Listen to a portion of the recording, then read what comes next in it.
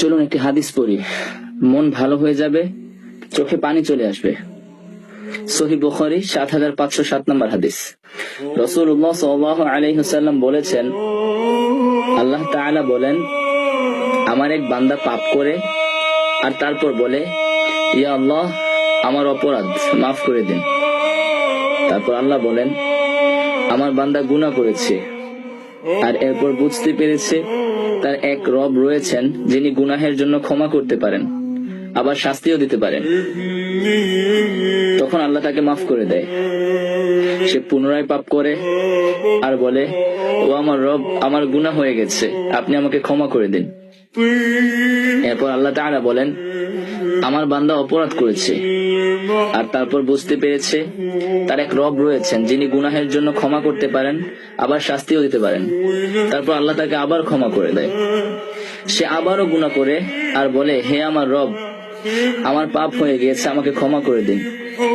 তারপর আল্লাহ তাআলা বলেন, আমার বান্দা গুনাহ করেছে আর এরপর বুঝতে পেরেছে তার এক রব রয়েছেন যিনি গুনাহের জন্য ক্ষমা করতে পারেন, আবার তার বিচারও করতে পারেন।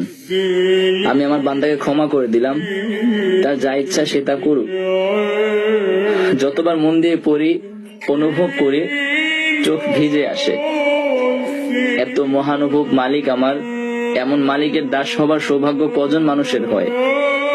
এতই মহৎ, মহান আর স্নেহময়, ক্ষমাশীল তিনি। তোমার ফিরে আসার অপেক্ষায় আছেন তিনি। তবুও কি তুমি বুঝবে না, ফিরবে না? নিজের গুনাহকে নিজে এত বড় ভাবছো এখনো?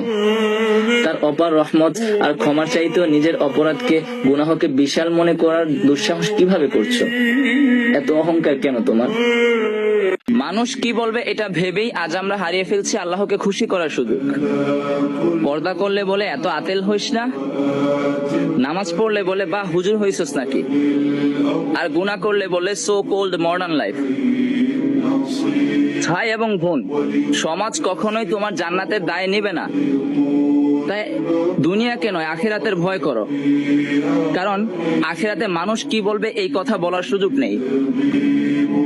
وللذي شد على